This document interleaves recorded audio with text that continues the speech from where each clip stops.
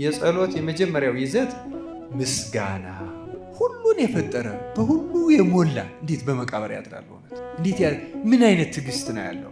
ዝም ብሎ ሲደበደብ ሲገረፍ አይገርማችሁም? ያ ሁሉ እኛን ለማዳን ነው። ይሄን አስቦ አለማመስገን ፍጹም ስንፍና። የማያመሰግን ሰው ጸሎት አድርጓል ማለት አይቻልም። እንዲያውም ደግሞ በጣም በሽተኞች ሆነን ደካማ ሆኖ ተቸግሮ ብዙ ጭንቀት ኖሮበት የሚያመሰግን ሰው ደግሞ የበለጠ ጸሎቱ ተቀባይነት አለው። ምናመሰግነው እንዲምረን። ለምንድነው ማመስገን? እንደ ሽንገላ አንድን ሰው አባብለው እንደሚቀበሉት ለማባበል ነው እንደ እግዚአብሔርን ቅድሚያ ምስጋና የምናቀርብለት አይደለም። ጉዳይ የተፈጠርነው እግዚአብሔርን ለማመስገን ነው። ሲጀመር የተፈጠርነው ከተፈጠርንበት ዓላማ ውስጥ 24 ሰዓት እንኳን ባናደርገው ለጸሎት በቆምን ጊዜ እንዴት ማመስገን ያቅታል? የአንድ ክርስቲያን ራሱ ግቡ የመጀመሪያና ዋና ተቀዳሚ ግቡ እግዚአብሔር የሚሰጠውን ነገር መቀበል ሳይሆን ራሱ እግዚአብሔርን መቀበል። ጸሎት አስማት አይደለም ክርስቲያኖች፣ ድግምት አይደለም፣ እንደዚህ አይነት ነገር አይደለም። ዋና ዓላማው ራሱ መድኃኔ ዓለም ጋር ሄዶ መገናኘት። አንድ ኦርቶዶክሳዊ ጸሎት የሚጸልይ ሰው ስለ ሌሎች ሰዎች ሁል ጊዜ መጸለይ አለበት። ጸሎትንና ምስጋናን እንድንራበው እግዚአብሔር ይርዳል። ከተራብነው አንድ ቀን ክርስቶስ ያጠግበናል። ሳንበላው ስንት ዓመት እንደው እያክረተረትን እየዞርን እየተመለስን ወደዛ የምስጋና አዳራሽ ሳንገባ ሳይጣፍጠን ሳይጥመን እዛ ሳንገባ እንዴት እንኖራለን? ቢያንስ አለመግባታችንና ምን እንደሚቀርብን ካወቅ አልቅሰን እንለምነዋለን። እባክህ አሁን ቅዱስ ኤፍሬም ደጋግሞ እኔ ዘማዊ ነኝ ይላል። ይገርመኛል። ቅዱስ ባስልዮስም ይላል በትምህርቱም ላይ ብሏል። ቅዱስ ባስልዮስ ከሴት ጋር አልተኛውም ድንግል ግን አይደለውም ብሏል በትምህርቱ። በክርስቲያን ስርዓት ጠብቂኝ፣ በክርስቲያን ሃይማኖት አጽኚኝ፣ ክርስቲያን አድርጊ፣ ክርስቲያን ልባል፣ በክርስቲያንነት ልኑር፣ ልጅሽም በአባቱ ምስጋና በክብር ተስፋይት በመንፈስ ቅዱስ ምስክርነት በመጣ ጊዜ ክርስቲያን ሆኜ ልገኝ። ክርስቶስ እንደዚህ ክርስቲያን ሆነ እንድንገኝ አድርግ። አባ ጊዮርጊስ እንዲህ ብሎ ከጸለየ እኛ ምን ብለን ነው መጸለይ ያለብን? እርግጥ መንፈስ ቅዱስ ስለኛ የገለጸለት ነው፣ ስለ እርሱ አይደለም። ክርስቲያንም ስለሆነ ነው ያናገረው፣ መንፈስ ቅዱስም ያደረበት ነው። ግን እስኪ ያስቡት፣ እስኪ ክርስቲያን ልባል፣ በክርስቲያንነት ልኑር፣ የቅዱሳኑን ትህትናና ልመና አስቡት ክርስቲያኖች። አሁን እኛ ክርስቲያን እንደሆን ልናስብ እንችል ይሆናል። ጸሎተኛ ጾመኛ እንደሆን ልናስብ እንችል ይሆናል። አንዳንድ የተሻለ ነገር እንደምናደርግ ልናስብ እንችል እንኖር ይሆናል። ያ ሁሉ ትዕቢት ነው እውነት ለመናገር። ይኸውና አባ ጊዮርጊስ ምንም በፊትህ ምንም አላደረግንም ነው የሚሉት። ምንም ክርስቲያንም አይደለንም። እንዲሁ ክርስቲያን ሆኜ ልገኝ ልጅሽ በመጣ ጊዜ ክርስቲያን ሆኜ እኛንም ክርስቲያን ሆነን ለመገኘት አምላካችን እግዚአብሔር በቸርነቱ በእነዚህ ቅዱሳንም ጸሎት ይርዳል።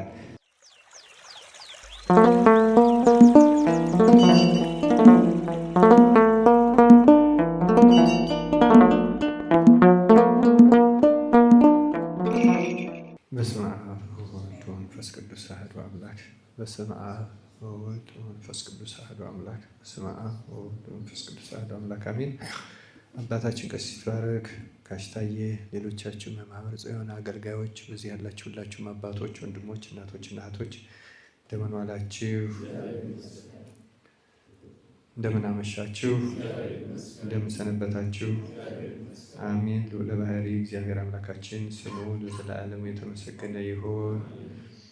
እንደተባለው ዛሬ እንግዲህ ጊዜው ገፋ ብሏል፣ ሄደት ብሏል።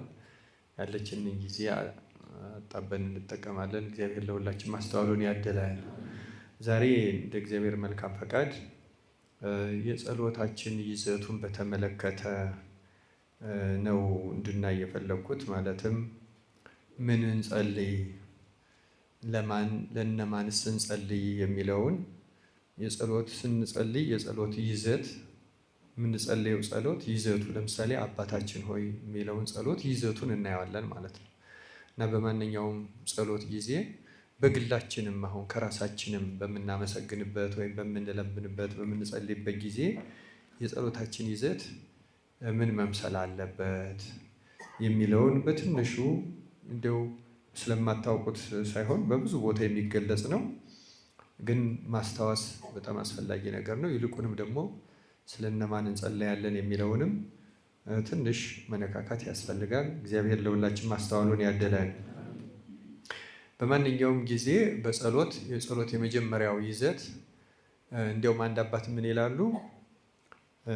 አንድ ትልቅ ባለስልጣን ቶሎ ቶሎ ልናገኘው ማንችል አንድ ብርቱ ጉዳይ ኖሮን ያን ባለስልጣን ለማግኘት ብንሄድ ንግግራችን ከምን ነው የምጀምረው ብሎ የማይጨነቅ ሰው ይኖራል?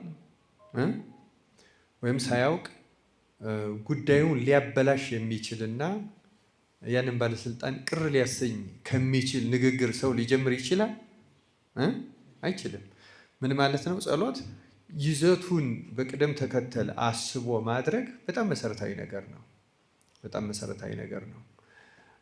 ለምሳሌ አንድ ሰው ከልመና ቢጀምር፣ ከልመና ማለት እባክህ ጌታው ይሄን አድርግልኝ፣ ይሄን አድርግልኝ፣ ይሄን ስጠኝ ወይም እንዲህ አድርግልኝ ቢል ጸሎት በዚህ ቢጀምር ጥሩ ሊሆን ይችላል ወይ የሚለውን ብንመለከት ወንጌል ይቃወመዋል አይደለም? ይሄንን አስቀድማችሁ ምን ሆንሽ ነው የተባለ እናውቀዋለን። አሁን እንደዚህ ያለ ትምህርት ግን ስንጸልይ ሁልጊዜ ይህን ቃል ማስታወስ ይገባናል ማለት ነው። አስቀድማችሁ ጽድቁንና መንግስቱን ሹ፣ ሌላው ሁሉ ምን ይሆናል? ጨመርላቸዋል። እና ይህ አባት ምን ይላል?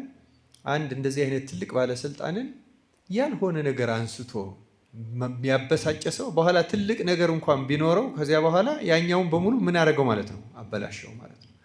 ስለዚህ አንድ ሰው ሲጸልይም ወደ እግዚአብሔር ሲቀርብም ከመጀመሪያው እግዚአብሔርንም ላለማበሳጨት፣ እግዚአብሔር በባህሪው የሚበሳጭ ሆኖ አይደለም፣ ግን ጸሎታችን የማይቀበላት አይነት እንዳትሆን እግዚአብሔር የሚቀበለው የሚወደው የሚሰማው እንዲሆን በጣም በጥንቃቄና በፈሪሃ እግዚአብሔር ማድረግ የሚገባውን ከማስቀደም መጀመር አለበት ነው። ስለዚህ ስለ ጸሎት ምክንያቱም አሁን እናንተም በዚህ በዩቲዩብም ስለምታሰራጩት ምናልባት አንዳንድ ሰው ስለዚህ ጉዳይ ከዚህ በፊት ምንም አይነት ክትትል ያላደረገ ሰው ሊሰማው ስለሚችልም ጭምር ነው እኔ የማነሳው ይሄንን እንጂ ብዙዎቻችሁ ይሄን አታውቁትም የሚል ግምት የለኝም። እውነት ለመናገር በቤተክርስቲያን የኖረ ሰው አብዛኛው ያውቀዋል። ስለዚህ ጸሎት በምናደርግበት ጊዜ የጸሎት ይዘቱ ምንድን ነው ብንል ከአባታችን ሆይ ጸሎትን መማር ይቻላል። አባታችን ሆይ በሰማያት የምትኖር ካለ በኋላ ምንድን ነው የምንለው? የመጀመሪያው ስምህ ይቀደስ ነው። ስለዚህ የጸሎት የመጀመሪያው ይዘት ምስጋና መሆን አለበት ማለት ነው። የጸሎታችን በማንኛውም ጊዜ በቤታችንም በቤተ ክርስቲያንም እንደዛ ነው፣ በማህበር ጸሎትም እንደዛ ነው። በማንኛውም ጊዜ የጸሎት መጀመሪያው ምስጋና ነው። አሁን በስመ አብ ካልን በኋላ ነአኩተከ አቤቱ እናመሰግንሃለን እንላለን አይደለም? አቤቱ እናከብርሃለን። የሚቀድመው ምንድን ነው ማለት ነው? ምስጋና ነው የሚቀርበው። የጸሎት ይዞቶቻችንን ሌሎቹንም ቀስ አድርጋችሁ በጸሎት መጻሕፍት ላይ ያሉትን ብታዩቸው በአብዛኛው ይዘታቸው ከፍተኛ የሆነ ምስጋና የያዙ ናቸው። ያው ለዛሬ ለዚህ ማሳያ ብዬ ያመጣሁት ይህን የጸሎት መጽሐፍ ምን ያህል ሰው እንደሚያውቀው አላውቅም። ውዳሴ አምላክ የሚባል መዝገበ ጸሎት ላይ ያለ አለ አይደለም? ከሱ ውጭ የ7 ቀን በጣም ሰፊ አለ ውዳሴ አምላክ የሚል ቅርብ ጊዜ ነው የተተረጎመው። ማኅበረ ቅዱሳን ያሳተመው በግዕዝ ነው የነበረው። ግዕዝና አማርኛም አለው። ይሄ አሁን ለዚህ ለእናንተ ብዬ ስመለከት አማርኛ አግኝቼ ለማሳያ አመጣሁት። ይሄን እንደ ምሳሌ የማክሰኞውን ከማክሰኞ ለምሳሌ ትንሽ ላሰማችሁ። አንድ አምላክ በሆኑ በአብ በወልድ በመንፈስ ቅዱስም እግዚአብሔርን አጋዥ በማድረግ ማክሰኞ የሚጸለይ የበረከት የረድኤት አሰጭ ከሆነው ከሶርያዊው ሊቅ ከቅዱስ ኤፍሬም ድርሳን የምልጃ ጸሎትን ይላል። ይሄ ውዳሴ አምላክ 7ቱ ቀን ሰኞ የባስልዮስ አለው፣ የቅዱስ ኤፍሬምም አለው። ይሄ ማክሰኞ ሙሉ የቅዱስ ኤፍሬም ነው። የረቡዕ ደግሞ እንደዚህ እያለ የነ ቅዱስ ቄርሎስ አለው፣ የነ አባ ሲኖዳ አለው፣ የነ ስምዖን ዘአምድ አለው፣ የሌሎችም ቅዱሳን አለው። ይህ ሁሉን ሰብስቦ የያዘ ነው። ረጅም ነው። የአንዱ ቀን ብቻ በትንሹ 1 ሰዓት ይፈጃል። ለፈጣን ሰው ማለት ነው። ለዛው ለሚቸኩል ካልሆነ በቀር ተረጋግቶ ለሚጸለየው ሰው ረዘም ያለ ጊዜም ሊወስድ ይችላል። እርግጥ አንዳንዶቹ እንደዚያ ናቸው እና እንዲህ ይላል። እንጀምራለን። ጸሎቱ በረከቱ ከሁላችን ጋር ይሁን ለዘላለሙ አሜን። እና ታጋሽ ሆይ ለአንተ ምስጋና ይገባል። ሲጀምር በምን ጀመረ ማለት ነው? አሁን ምስጋናው ምንድን ነው መምሰል ያለበት ስንል ደግሞ መጀመሪያ እግዚአብሔርን በህሊናችን ቢቻል በቃላችን እየጠራን በቃላችሁ እንኳን በምትጸልዩ ቤተክርስቲያን ገብታችሁ ለምሳሌ አማትባችሁ ቀን ድንገት ስታልፉ መጀመሪያ ማመስገን አለበት። ተመስገን ጌታዬ ሆይ ቦታውን ራሱ እንድረግጠው ያረከኝ ብሎ ማመስገን ተገቢ ነው አይደለም? እና መጀመሪያ ወደ አእምሯችሁ ምስጋና እና አእምሯችሁን ሰብሰብ ማድረግ ምንድነው ያደረገልን ብሎ ማሰብ ትንሽ ሰከንድ ናት ያቺ የምትወስደው እና ስላደረገልን ነገር ማመስገን የመጀመሪያው ነው። እና እንዲህ ይላል ቅዱስ ኤፍሬም ታጋሽ ሆይ ላንተ ምስጋና ይገባል፣ የምትችል የምትጠብቅ ሆይ ላንተ ምስጋና ይገባል፣ ሰውን ይቅር የምትል ሆይ ላንተ ምስጋና ይገባል፣ ቸር ሆይ ላንተ ምስጋና ይገባል፣ ብቻህን ጥበበኛ ይሆን ሆይ ላንተ ምስጋና ይገባል፣ ነፍስና ስጋን ያሳመር ሆይ ላንተ ምስጋና ይገባል፣ ለደጎችና ለክፎች ፀሐይን የምታዋጣ ለጻድቃንና ለኃጥአንም ዝናምን የምታዘንም ሆይ ላንተ ምስጋና ይገባል፣ የሰውን ልጅ ጠባይ ሁሉ እንደ አንድ ሰው አድርገህ ሕዝቡን ሁሉ የምትመግበው ሆይ ላንተ ምስጋና ይገባል፣ የሰማይ ወፎችን አራዊቱን እንስሳቱን እንደ ታናናሽ ወፎች የሚሞቱ ፍጥረታትን ሁሉ የምትመግበው ሆይ ላንተ ምስጋና ይገባል፣ በየጊዜው ምግባቸውን ትሰጣቸው ዘንድ ፍጥረት ሁሉ አንተን ተስፋ ያደርጋልና ችሎታ ታላቅ ናት፣ ቸርነትን በፍጥረት ሁሉ የተመላች ናት። ጌታ ሆይ ሰግድልሃለሁ፣ ቸሩ ሆይ አመሰግንሃለሁ፣ ቅዱስ ልዩ ሆይ ወደ አንተ ማልዳለሁ። የሁሉም ጌታ አንተ ብቻ ነህና ብቻህን ኃጢአት የሌለብህ ሆይ ስለ ኃጢአተኛው ስለ እኔ ራስህን ሰጠህ። ለሞት የምትገባ ነፍሴን ከኃጢአት ማሰሪያ ነፃ ለማውጣት የሞትህ ጌታ ሆይ ስላደረክልኝ ስለዚህ መልካም ነገር ምን እከፍልሃለሁ? የምከፍልህ ነገር የለኝም፣ ነገር ግን ለአንተ ምስጋና ይገባል እላለሁ። ይቅር ባይ ሆይ ለአንተ ምስጋና ይገባል፣ ልበ ሰፊ ቻይ ሆይ ለአንተ ምስጋና ይገባል፣ በደልን የምትተው ኃጢአትን የምታስወግድ ሆይ ለአንተ ምስጋና ይገባል፣ ነፍሳችንን ታድን ዘንድ ከሰማይ የወረድ ሆይ ለአንተ ምስጋና ይገባል፣ በድንግል ማርያም ማኅፀን ያደርከው ሆይ ለአንተ ምስጋና ይገባል እያለ ረጅም ምስጋና ይቀጥላል። የቅዱስ ኤፍሬም በረከቱ ይደርብን። ስለዚህ የጸሎት የመጀመሪያው ክፍል ምስጋና ነው እና ምስጋናን ባጭሩ ስለምንድን ነው የምናመሰግነው የሚሉትም ባጭር ቃል ልንገራችሁ። ማንም ሰው በአእምሮ ሊይዘው የሚችል አንደኛ ስለፈጠረን ስለተፈጠረን ነው አይደል? በዚህ ምድር ላይ ያለ ነው ስለፈጠረን። ሁለተኛ ስለሚመግበን ምን ስለሚያደርገን፣ ሶስተኛ ስለሚጠብቀን፣ አራተኛውና መቅረት የሌለበት ግን ከሁሉ በላይ ስላዳነን ምን ስላደረገ ከተቻለ ስለመዳናችን ሲፈጽም ስላደረገው ስለኛ ስለተሰቀለው ስለ ስቅለቱ በጥፊ ስለመመታቱ ርኩስ ምራቅ ስለመታገሱ 6666 ጊዜ ስለመገረፉ አጥንቱ እስኪያልቅ ድረስ ስለዚያ ስላደረገው ስለመቀበሩ መቃብር ውስጥ የሁሉ ፈጣሪ። በነገራችን ላይ ጸሎትን እያሰብን የምናደርገው ከሆነ ባለፈው ባነሳዋቸው መጠን በጣም አስገራሚ ነገር ነው። ሁሉን የፈጠረ በሁሉ የሞላ እንዴት በመቃብር ያድራል? እውነት እንዴት ምን አይነት ትዕግስት ነው ያለው? በአንዲት ቅጽበት ምድር ይህን ፍጥረት ታውጣ ሲል የሚያወጣለት፣ ባህር ይህን ታውጣ ሲል የሚያወጣለት፣ አሁን ሰማይ ሁን ሲል የሚሆንለት ያ ሁሉ በአንድ ቃል አሁን ዓለም ትለፍ ቢል ገና ሲያስበው ያልፋል አምላካችን። ምክንያቱም የመጀመሪያ ፍጥረታትንም የፈጠረው ባህል ላይ ሆነው አይደለም። በማሰብ ብቻ ሁሉ ማድረግ የሚችል ዝም ብሎ ሲደበደብ ሲገረፍ አይገርማችሁም? ያ ሁሉ እኛን ለማዳን ነው። ይህን አስቦ አለማመስገን ፍጹም ስንፍና ነው፣ ፍጹም ስንፍና ነው። ስለዚህ መድኃኔዓለም ክርስቶስ ስለኛ ስላደረገው ነገር እጅግ አድርጎ ማለት ከዚያ በኋላ ደግሞ ድካማችንን አውቆ ስንፍናችንን አውቆ መጸለይ ሁሉ እንደማንችል አውቆ ከኃጢአት እንደማንነጻ አውቆ ንስሐን አዘጋጅቶ ለጻድቃን ለሰማዕታት ለቅዱሳን መላእክት ለሌሎችም ደግሞ ቃል ኪዳን ሰጥቶ በእውነቱ በእነሱ ምግባር ሁሉ እኛን ይቅር ለማለት እኛን ለማዳን መድኃኔዓለም ያላደረገው አንድም ትንሽ ነገር እንኳ የለም። በእውነቱ እቺ ትንሽም ብትሆን ይችን አላደረግም የሚባለው ምንም ነገር የለም እና እኛ ደግሞ ያን መዘርዘርና መጨረስም አንችልም። መንፈስ ቅዱስ ገልጾልን ቢያናግረን እንኳንና 365 መቆም ብንችል ሳንንቀሳቀስ እውነት ለመናገር ስለ መድኃኒያችን መድኃኔዓለም ክርስቶስ የፈጸመው ተናግሮ መጨረስ አይቻልም። ስለዚህ ተነግሮ ስለማይፈጸመው ቸርነትህ ማዳንህ ለዚህ ምስጋና ይገባል ብሎ ማመስገን አስፈላጊ ነው። ክርስቲያን ምስጋና አሁን የማህበረሰብ ባህል ሆኖ ትንሽ ላደረገልን ሰው ሁሉ አመሰግናለሁ ማለት የተለመደ ሆኗል፣ ደግሞም ይገባል። ስለዚህ ተነግረን የማንጨርሰውን ነገር ላደረገ ለመድኃኔዓለም ምስጋና ማድረግ ይገባል አይገባል? በጣም ይገባል ክርስቲያኖች። እና በዳዊት መዝሙርም ስናየው አብዛኛው ይዘቱ ምስጋና ነው። አብዛኛው ይዘቱ ምንድን ነው? ምስጋና ነው። እና ጸሎት በመሰረታዊ ይዘቱ ምስጋና ነው። የማያመሰግን ሰው ጸሎት አድርጓል ማለት አይቻልም።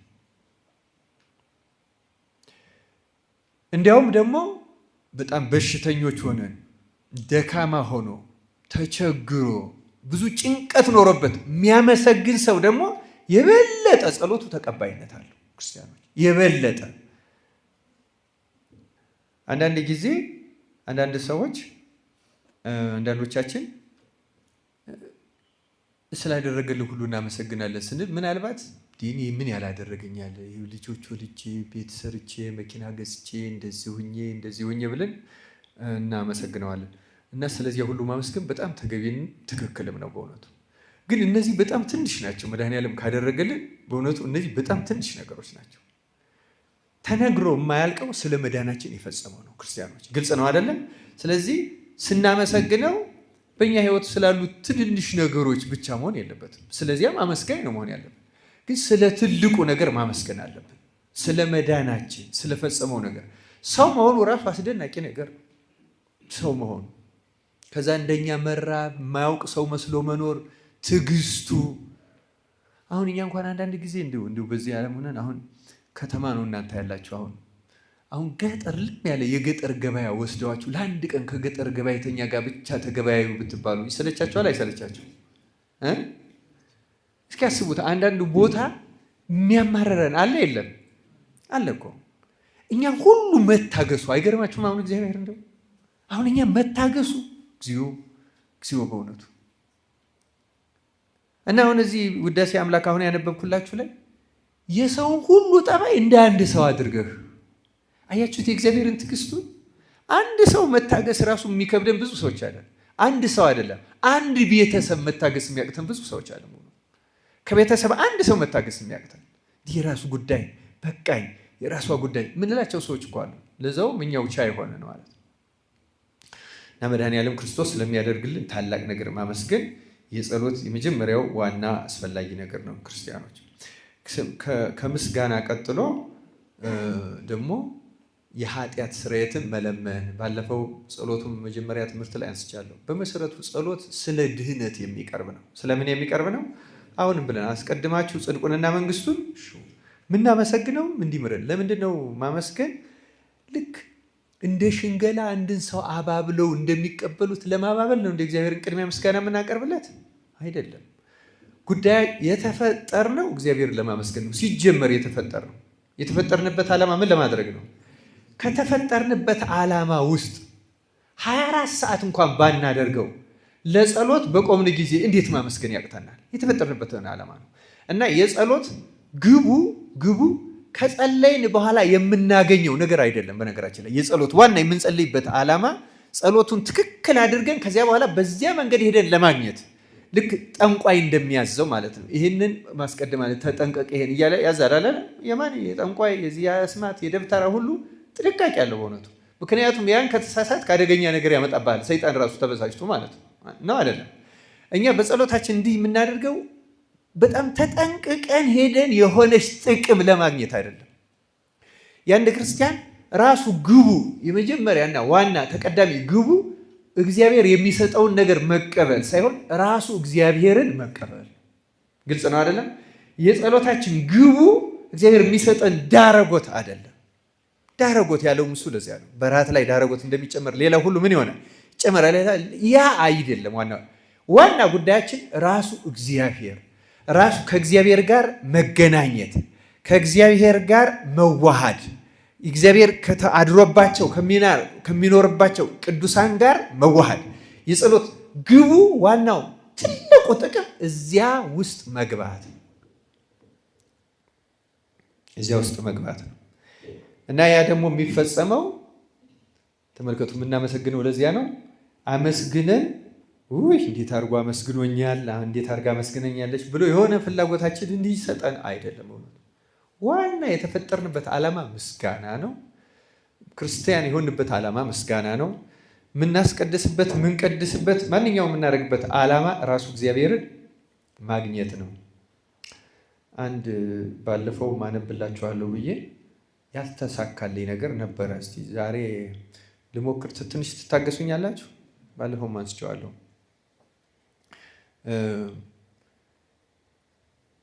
ተደጋጋሚ አንስቼዋለሁ። ለነገሩ ምንም ማንበብ አያስፈልገኝም። ይሄ ወደ ልዩ የምስጋና አዳራሽ እንገባ ዘንድ የሚለው ማለት ነው። ጸሎተ ቅዳሴ ላይ ያለው አንስቼዋለሁ አይደለም? ዋና ዓላማችን እዚያ ውስጥ መግባት ነው። ክርስቲያኖች ዋና ሀሳባችን ማለት ነው። እና ያ ረቂቅ ነው። ራሱ መንፈስ ቅዱስ ግን ያስገባናል። በነገራችን ላይ አንድ እዚህ ቤት የገባ ሰው መግባቱን እንደሚሰማው ለሰውነቱ እዚያ ውስጥ የገባ ሰው መግባቱ አይሰማውም። ባለፈው ግብፃዊያቷ እናት አንስቼ ነግሬያቸዋለሁ አይደለም? እነሳቸው እዛ ቄሶቹ ጋር ነው የሚመስላቸው፣ ግን በዚያ ውስጥ ይኖራሉ፣ ይመላለሳሉ። እግዚአብሔር ወደ እዚያ እንድንገባ በቸርነቱ ይርዳል። የዚህ ትምህርት መሰረታዊ ዋና ዓላማ የቀረብንን አውቀን ሁሌ በውጭ አሁን ድግስ ተደግሶ ሰዎች ተጋብዘው እዚህ የአዲስ አበባ ድግስ የአብዛኛው ድግስ ሰዎች የተጠሩ ሰዎች ካርድ ይዘው ይገባሉ። ከውጭ መግባት የሚፈልጉ ሰዎች አሉ አይደለም? ጥበቃ ይወጣና ምን ያደርጋቸዋል? ተመለስ ይላል አይልም? አሁን እኛ አይታየንም እንጂ እንደዚያ ነን። በነገራችን ላይ መልአኩ ያዝና የሰርጉን ልብስ ያለበሰውን አውጡት አይደለም የተባለው? የዚያ የጸሎት ልብስ የዚያ አይነት ስለሌለም ሁሌ መልአኩ ከውጭ ነው የሚመለሰን። አይገርማቸውም? አሁን እዛ ድግስ ላይ የሚባረሩ ሰዎች በየሄዱበት ድግስ እንዲሁ ተባረው በየሄዱበት ቢማረሩ ምን አይነት ስሜት ይሰማቸዋል? ስሜታቸው ጤነኛ ይሆናል? ስለማናየው ነው እንጂ እኮ እኛ እርግጥ ትንሽ ፍርፋሬ እንደሚሰጧቸው እኛም ይሰጡናል ይመስለኛል። መላእክት ትንሽ ይሰጡናል። አይሰጡንም? ትንሽ በእውነቱ ትንሽ መጽናኛ የምትሆን ማለት ነው። ተስፋ ለማስቆረጥ አይደለም ይህን የምለው፣ ግን እንዲገባን የቀረብን ማለት ነው። እና አንድ ቀን እኔም ተጠርቼ ይላሉ እነዚያ ነዳያን አይሉም? እንዲሁ ሳልጋፋ ጥበቃው ሳይደበድበኝ እንደዚህ ሳያደርገኝ እንዲሁ ግብቼ እወጣ ይሆን ሰው ሆኜ እንዲሁ እግዚአብሔር እኔ ሰው አድርጎ ያበቃኝ ይሆን ይላሉ አያሉ? እንላለን፣ ብዙዎቻችን እንላለን። ድሆች ሆነን ሁሉ ቦታ እንደዚህ ሳንጠራ ሄደን ባንለምንም አንዳንድ ቦታ ግን የራበን ቀን የምናደርገውን አናውቀው አይደለም? ራበን ቀን ሩቅ ቦታ ሄደን ቢርበን ምንድን ነው የምናደርገው? እኔ ገጠር ስላደግኩ የገጠሩ ሰው ይመስለኛል ቀድሞ የሚሰማው። እነሱ ሆቴል ምን ስለማያውቁ ሰው እርቦት ስለ እግዚአብሔር ካለ በእውነቱ እያለው እምቢ የሚል ሰው የለም በምንም መንገድ። እና ሲርበው ሩቅ መንገድ ላይ ሆኖ አንድ ሰው መንገድ ላይ እያለ ምክንያቱም ገንዘብ ቢኖረው ገዝቶ አይበላም እና ያስባል። በተለይ እንደዚህ የአዝመራ ወቅት ከሆነ አውድማ እናያለን። እኔ ራሴ አድርጌው ስለማውቅ ማለት ነው። ረጅም 100 ምናምን ኪሎ ሜትር በእግሬ ሄጄ አውቃለሁ። እኔ በነገራችን ላይ ዛሬ ከተማ እንደው አፍረከረከን እንጂ ረጅም 4 ቀን የሚፈጅ ማለት ነው። ለዛውም አንድ ቀን አይደለም፣ በጣም ብዙ ጊዜ ይጃጋል። በጣም ብዙ ጊዜ ህይወት በጣም ጥሩ አስተማሪ ናት። እና በእነዚያ ጊዜያት እነዚህ ግጥሞች ብዙ ናቸው በእውነቱ። ምንም ከማናውቀው ሰው እንሄዳለን። አውድማ ካየን በቃ ደስታችን ነው። አውድማ እህል ሲወቃ ታውቃላችሁ አይደለም? የሚባለውን ቋንቋ ታውቃላችሁ? ወደ አውድማ ሲኬድ ምን እንደሚባል ታውቃላችሁ? ሰላም ነው የሚባለው። እንደዚህ አዲስ አበባ ልጅ ገና እንዲህ ወደዚያ ሲባል በረከት ያወርድ ነው የሚባለው። ምን ያወርድ? እንዲህ ይገርመኛል እንዴት ራሱ እንደፈጠሩት። ምክንያቱም አዝመራ ነው አይደለም? በረከት ያስፈልገዋል አያስፈልገውም? በረከት ያወርድ ካለ በቃ ተቀመጥ ነው። እዛ አውድማ ትንሽዬ ዳስ አለች፣ የድግስ ማስቀመጫ ለሚሰሩት ያለውን በሙሉ ለእንግዳው ይሰጣል። ከአይነቱ ማለት ነው። ከአይነቱ ይቀርብለታል። እንጀራው ወጥ ካለ እሱ እንደ አነባብሮ የሚመስል ቂጣ አለ፣ እሱ ይቀርብለታል። ደንብ ነው። ዝንፍሮ ይኖራል፣ ይቀርብለታል። ጠላው ይቀዳለታል። በልቶ ጠጥቶ በረከት ያወርድ ብሎ ብርቆ ነው የሚሄደው። እንዲያውም አንድ አካባቢ ኢትዮጵያ ውስጥ የሚገርማችሁ እስከ ቅርብ ጊዜ አሁን ቀርቶ ካልሆነ አዝመራቸው ላይ ክምሩ ላይ ከስር ትንሽዬ ብረት ድስትና እንደ ክብሪት የሚተው አካባቢዎች አሉ። የራበው ሰው ሲያልፍ እሳት አያይዞ ከዛ ከምርቱ የሆነ ነገር አድርጎ በልቶ እንዲሄድ የበቆሎው ላይ እንደዛ የሚያደርግ አካባቢ አለ። ማንም ሰው ያችን በልቶ አልፎ ይሄዳል። በጣም ደግ ህዝብ ነበር። እንዲሁ ዛሬ እንዴት አይነት ነገር እንደመጣብን እንጂ ምክንያቱም ሰው እንደሚርበው ይታወቃል። ደግሞ ያ ሰው የሚርበው ሰው የሚበላው ያጣማ ላይሆን ይችላል። እግዚአብሔር ለሁላችን ማስተዋሉን ያደለን እና ክርስቲያኖች እንዲሁ ብዙ ወደዛ ሄድኩኝ። ግን ዋናው ነገር ምን መሰላችሁ? ጸሎትም እንደዛ ነው በእውነቱ። ሳንበላው ስንት ዓመት እንደው እያክረተረትን እየዞርን እየተመለስን ወደዛ የምስጋና አዳራሽ ሳንገባ ሳይጣፍጠን ሳይጥመን እዛ ሳንገባ እንዴት እንኖራለን? በእውነቱ ቢያንስ አለመግባታችንና ምን እንደሚቀርብን ካወቅ አልቅሰን እንለምነዋለን። እባክህ ስለ እነዚያ ስለ ትጉሃኑ ያን ጊዜ የሚገባው ትሕትናችንን አይቶ ደግሞ የለማኝ ጥጋበኛ ደግሞ አለ አይደለም ደግሞ የሚያስቸግር። እኛ እንደዛ እንዳንሆንም ደግሞ ጸሎት አናውቅ ደግሞ ጥጋበኞች እንሆናለን። እግዚአብሔር ለሁላችን ማስተዋሉን ያደላል። እና ዋናው ግባችን የጸሎቱ ዋናው ግብ የሆነ ነገር መቀበል አይደለም። ጸሎት አስማት አይደለም ክርስቲያኖች፣ ድግምት አይደለም፣ እንደዚህ አይነት ነገር አይደለም። ዋና ዓላማው ራሱ መድኃኔ ዓለም ጋር ሄዶ መገናኘት፣ ከሱ አካላት ጋር መስማማት፣ የዚያች የአካሉ የቤተ ክርስቲያን ብልት መሆን። በዚያ ልክ የአካል ብልት ሕያው ሲሆን ደም እስከ ጥፍር ድረስ ይንሸራሸራል አይንሸራሸርም? ልክ እንደ ጥፍርም እንኳ ሆነን እንደ ፀጉርም ሆነን ከዚህ ከዋናው አካል የሚመጣውን ያችን እንደ ደም ያለችውን የምስጋና ምግብ ማጊ እሷ መቅመስ እሷ ማጣጣ ትንሽም እንደ ጥፍርና እንደ ፀጉር ሆነን መቅመስ ከቻል መታደል ነው። ዓላማችንና ፍላጎታችን ይሄ ብቻ ነው ክርስቲያኖች። ይህን ዓላማ ይዘን እንድንጸልይ አምላካችን እግዚአብሔር ይርዳል። ስለዚህ ይሄ ደግሞ መሆን የሚቻለው የኃጢአት ስርየት ስናገኝ ነው። ምን ስናገኝ ነው? ስለዚህ የጸሎታችን ዋናው ይዘት የኃጢአት ስርየት ማግኘት ነው። ከምስጋና ቀጥሎ ምን እናደርጋለን? እዚያ ምስጋናው አይቋረጥም። በነገራችን ላይ በየመሃሉ እናመሰግነዋለን። በየመሃሉ በእሱ እንጀምራለን ማለት ከዚያ በኋላ እናመሰግን ማለት አይደለም። ግን ቅድሚያ እሱ ነው። ከዚያ በኋላ ረጅሙን ቦታ መያዝ ያለበት ስለ ኃጢአታችን መለማመጥ፣ ማረን፣ ይቅር በለን ማለት ነው። እና ይህን ውዳሴ አምላክን ባለፈው በተማርነው ትምህርት መሰረት ዋናው ረጅም ጸሎት መጸለይ አይደለም። ዋናው ተመስጦ መጸለይ ነው። ዋናው አዳምጦ ህሊናን ሰብስቦ ምን ማድረግ ነው? መጸለይ ነው። ግን አጭር ክፍሎች አሉት። የአንዱን ዕለት ባይጨምሩ ድረስ አሜን የሚል መክፋያ ያላቸውን እየከፈሉ የጸሎት መልመጃ ማድረግ ይቻላል። ለምሳሌ አሁን የዚህ በቁጥር ነው የሚሄዱት እስከ 82 ቁጥር ይሄድና አሁን የዚህ ማክሰኞ 83 ጀምሮ ያለችው ወደ መጨረሻ ያለችው እንደገና የሶርያዊ ቅዱስ ኤፍሬም አምላክ ሆይ ይልና በምሕረት ብዛት ሃሌሉያ የተመሰገንክ ጌታችን ኢየሱስ ክርስቶስ ወይ አገልጋይ እገሌን ይላል። ስመ ክርስትናችሁን አስገብታችሁ ማለት ነው። ከስጋና ከነፍስ መከራ አድነኝ ለዘላለም ዓለም ሁሉ ከመፈጠሩ አስቀድሞ ያው ልጅ ስትሆን በስጋዊ ልደት የተወለድ ጌታ ኢየሱስ ክርስቶስ ወይ አንተን መስል ዘንድ መንፈሳዊ ልደትን ስጠኝ። መንፈሳዊ ምን ስጠኝ አለ እና ይሄን ያመጣውላችሁ እኔ ይሄ የኤዲቲንግ ስራ ረጅም ዘመን ስለሰራው አሁንም እንደዛ እና አስተውዬ ነው የማየው። አሁንም የኤዲቲንግ የቤት ስራ ሰጥተውኛል፣ ባልመልስም በዚያ ነው የማየው። በእውነቱ ግን እገረማለሁ ይዘቱን በዚህ በኤዲቲንግ አንዳንድ ነገሮች ይኖረው ይሆናል እንግዲህ። እና መንፈሳዊ ልደት ማለት አዲስ ሆኖ መወለድ ማለት ነው። እና ጸሎቱ ይዘቱ አስገራሚ ነው። ስለ ኃጢአት መለመን ምን እንደሆነ ማወቅ የሚፈልግ ሰው በንባብ ባትጸልዩት እንኳን እንድታነቡ ተለምናቸዋለሁ። የሆነ ክፍሉን እያለፋችሁ አንድ ክርስቲያን እንዴት ነው መጸለይ ያለበት? እንዴት ነው ስለ ኃጢአቱ መለመን ያለበት? እንዴት ነው እግዚአብሔር መለማመጥ ያለበት የሚለውን በዚህ እና አንዱ ባለፈው ጸሎት ሁለተኛው ላይ ምን ማሟላት አለብን የሚለው ላይ በቅዱሳን መማፀን የሚል የመጨረሻው ይዘት አንስተን ነበር። ትዝ ይላችኋል አይደለም? ለሱ ደግሞ እንደማሳያ አርጋኖንን ሁላችሁም እንደምታውቁት እገምታለሁ ምናምን እና አርጋኖን አሁን አባ ጊዮርጊስ ዘጋስጫ በእመቤታችን ጌታን የሚማጸንበት ጸሎት ነው። በእመቤታችን ማን ይማጸናል? ጌታን ይማጸናል። እና ጥልቅ ምስጢር ያለው በጣም አስገራሚ ጸሎት ነው። አንዱ ክርስቲያኖች ሊጸልዩት የሚገባቸው ሊለምዱት የሚገባቸው በሆነ መንገድ አድርገው ሊያዩት የሚገባቸው ነው ብዬ አስባለሁ።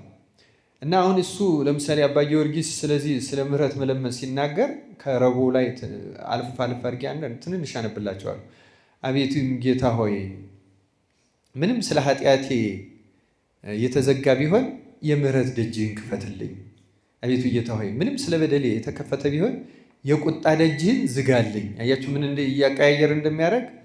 አንተን የፈለገ ሁሉ ያገኛል፣ አንተን የፈለገ ሁሉ ያገኛል፣ በር የመታም ይከፈትለታል ብለሃልና አቤቱ ይቅርታህን እሻለሁ፣ እንዳገኝ ስጠኝ። አቤቱ ጌታ ሆይ ምሕረትህን የምህረትህን ደጅ መታሁ፣ እንድገባ ክፈትልኝ። ምንም ቸርነትህን ባስቆጣ ባበሳጭም መሐሪተ ዓይንህ ትመለስልኝ። ይቅርታን የተመላች ቀኝህም ትደግፈኝ።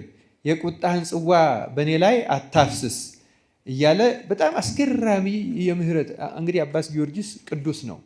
እርግጥ ቅዱሳን አሁን እዚህ አንዳንዶቹን ስለ ንስሐ የሚያለቅሱትን ባነብላችሁ አሁን ቅዱስ ኤፍሬም ደጋግሞ እኔ ዘማዊ ነኝ ይላል። ይገርመኛል። ቅዱስ ባስልዮስም ይላል በትምህርቱም ላይ ብሏል። ቅዱስ ባስልዮስ ከሴት ጋር አልተኛውም ድንግል ግን አይደለውም ብሏል በትምህርቱ እና ራሳቸውን በፍጹም ለቅሶና ትህትና ነው የሚለሙት።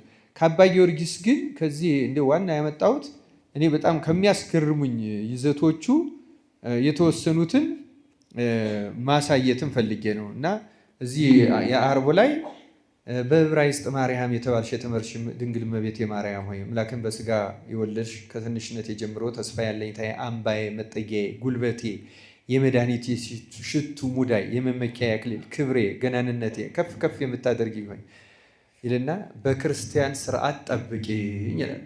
ልመናዎቹ በምን ስርዓት ጠብቂኝ?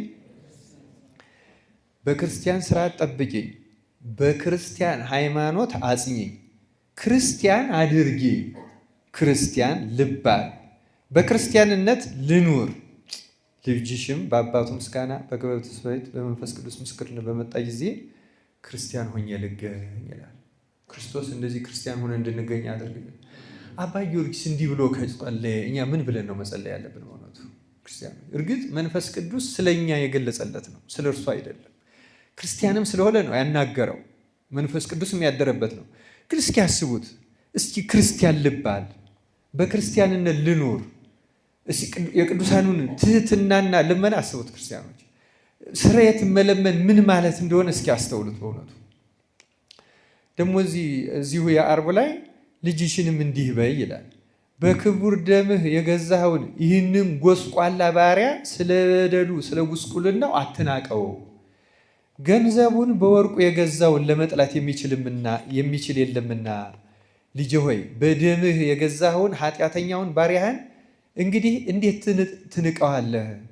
አይደለም ይህንን ፍዳ አታድርግ፣ ከባሪያህም ጋር ወደ ክርክር አትግባ። ሕያዊት ነፍስ ያለችው ሁሉ በአንተ ፊት እውነተኛ አይደለምና ልጅ ሆይ የኃጢአቱን ቁጥር አታስብ፣ እንደ በደሉም አታድርግበት። ስለ ኃጢአቱም አትበቀለው። በሰውነቱም ቢበድል በገቢርም በሐልዮም ቢሆን ስለ ፍዳ እኔ ጸሎትን ማማለድን እካፍላለሁ። ይቅርታ የአባትህም ቸርነት የመንፈስ ቅዱስ ምሕረት በዘመን ሁሉ ባሪያህን ይጎብኘው ይርዳው ለዘላለም በእውነት ያለ ሐሰት አሜን ይላል። አሁንም አሜን ይሁን ይደረግልን። የእሁዱ ላይ ደግሞ በእውነቱ ድንግል ሆይ ከርኩሰት ሁሉ ከስጋም መተዳደር ከማመንዘርም አድኝኝ። የሚያመነዝር የውሻ ደምና ደሙንም ለሰይጣን የሚሰዋ ይመስላልና ድንግል ሆይ ነፍስ ከመግደል ደም ከማፍሰስ አድኝኝ። እግዚአብሔር እንዲህ ብሏልና የሰው ደም ያፈሰሰ ሁሉ ስለዚያ ስላፈሰሰው ደም ሰው ደሙ ይፍሰስ፣ በእኔ አምሳል ፈጥሬዋለሁና እንዲህም አለ እያለ ይቀጥላል። ድንግል ሆይ ከነገረ ዘርቅ፣ ዋናው አንዱ ያመጣው ለዚህ ነው። ከነገረ ዘርቅ ዋዛ ፈዛዛውን ከንቱንም ነገር ሁሉ ከመናገር ሰውሪኝ።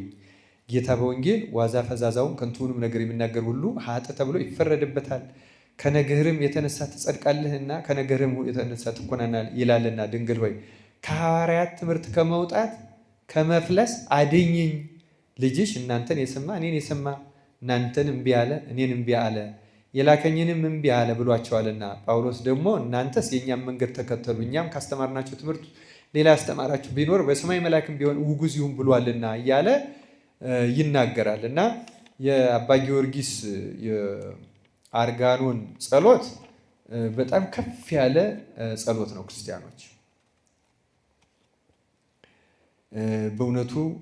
በእውነቱ እጅግ አስደናቂ ይዘቶች አሉት። እኔ አንዳንዶቹን እንደ ማሳያ ብቻ ብዬ ነው ያነበብኩላችሁ። አምላካችን እግዚአብሔር በእነዚህ ቅዱሳን ጸሎት ይለመናል። እና ክርስቲያኖች ዋናው ጸሎት ማለት ስለ ኃጢአት እንዴት እንደሚለመን አሁን እኛ ክርስቲያን እንደሆን ልናስብ እንችል ይሆናል። ጸሎተኛ ጾመኛ እንደሆን ልናስብ እንችል ይሆናል። አንዳንድ የተሻለ ነገር እንደምናደርግ ልናስብ እንችል እንኖር ይሆናል። ያ ሁሉ ትዕቢት ነው እውነት ለመናገር። ይኸውና አባ ጊዮርጊስ ምንም በፊትህ ምንም አላደረግንም ነው የሚሉት። ምንም ክርስቲያንም አይደለንም። እንዲሁ ክርስቲያን ሆኜ ልገኝ ልጅሽ በመጣ ጊዜ ክርስቲያን ሆኜ እኛንም ክርስቲያን ሆነን ለመገኘት አምላካችን እግዚአብሔር በቸርነቱ በእነዚህ ቅዱሳንም ጸሎት ይርዳል። ስለዚህ ክርስቲያኖች አንደኛውና መሰረታዊው ነገር ይሄ ነው። ምን? ስለ ኃጢአታችን ስርየትን መለመን በብዙ መንገድ ነው የሚገለጸው። ከነዚህ በኋላ ግን ሶስተኛ ደረጃ ልመናን ማቅረብ ይቻላል። ልመና መቼስ ባለፈው ትምህርታችን የሚያስጨንቃቸው አንዳች ነገር ቢሆን እርሱን በማን ላይ ጣሉት ነው የተባለ። ስለዚህ ስለሚያስጨንቀን ነገር ሁሉ ወደ እግዚአብሔር ልመና ማቅረብ በጣም አስፈላጊ ነው። ልመና ማቅረብ ይቻላል። ግን ማስቀረት የሌለብን ነገር ምንድን ነው? ልመና ስናቀርብ ሁልጊዜ የአንተ ፈቃድ ይሁን እንጂ የኔ ፈቃድ አይሁን የሚለው ጸሎት መቅረት የለበትም። ጌታዊ ፈቃድ ቢሆን ይሄ ይደረግልኝ፣ ይሄ ይሁንልኝ፣ ለገሊት ለገሌ እንዲህ እንድታደርግ ለልጆቼ፣ ለቤተሰቦቼ፣ ለእናቴ፣ ለአባቴ ስመ ክርስትናቸውን እየጠራን ልንለምን እንችላለን። በጣም የምንወዳቸው ሰዎች ተጠላልተው ቢያስቸግሩ ስለነሱ እርቅ ስራዬ ብለን መጸለይ አለብን። እየሰማችሁ ነው አይደለም? ግን ደግሞ መጨረሻ ላይ ምን እንላለን? ያንተ ፈቃድ እንጂ የኔ ፈቃድ አይሁን ማለት አለብን። ይህ በጣም መሰረታዊ ነገር ነው። ፈቃዱን ምንለምን ከሆነ እግዚአብሔር መልካሙን ነገር በሙሉ ያደርግልናል። ክርስቲያኖች መልካም የመሰለንን ሳይሆን ምንን ያደርግልናል? ተናገሩ። ምን ይሆናል? ለኛ መልካም የሆነው ለምሳሌ ለኛ መልካም በሽታ ከሆነ ያደርግልናል። ክርስቲያኖች ይህንን እርግጠኞች ሆነን ነው መያዝ። ማጣትም ከሆነ ያደርግልናል። ያደርግብናል አይደለም ምንለው። ምን ያደርግልናል? ያደርግልናል ነው ምንለው። ሌላም ነገር ከሆነ ያደርግልናል። ሌላው ቀርቶ አንድ በጣም የሚያስገርም ነገር ልንገራቸው።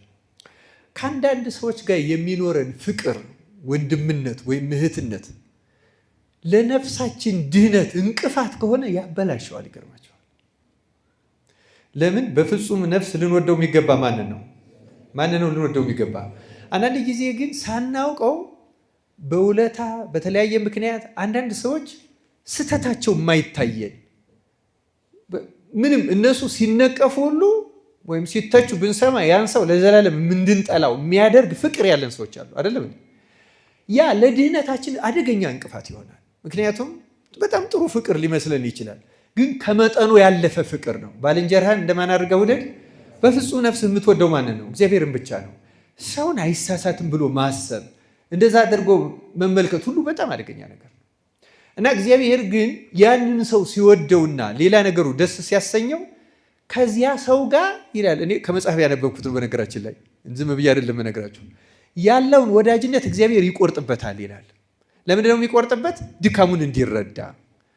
የነበረው ፍቅር በእውነት ላይ የተመሰረተ ሳይሆን ምናልባት በጥቅማችን ላይ የተመሰረተ ሊሆን ይችላል። ገብቷችሁ አይደል? ብዙ ከመጠቀማችን የተነሳ የምንወዳቸው ሰዎች አሉ።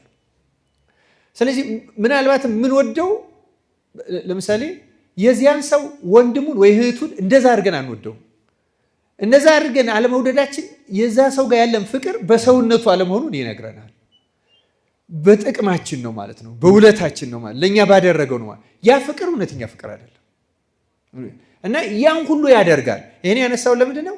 እግዚአብሔርን ከልብ ለድህነታችን ስንለምነው ለድህነታችን የሚጠቅመውን እሱ ባወቀ መንገድ ያደርጋል።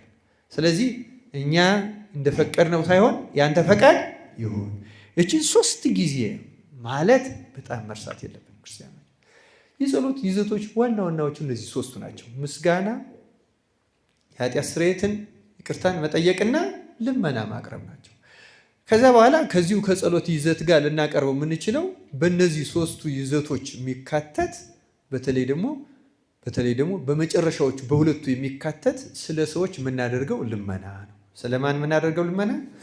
አንድ ኦርቶዶክሳዊ ጸሎት የሚጸልይ ሰው ስለ ሌሎች ሰዎች ሁልጊዜ መጸለይ አለበት።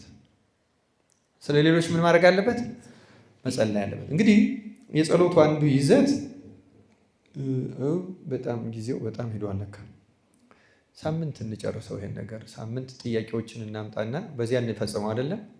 ስላልነበረን ጊዜ ሁሉ የአምላካችን እግዚአብሔር ስሙ የተመሰገነ ይሁን። በዚሁ ይቆየን።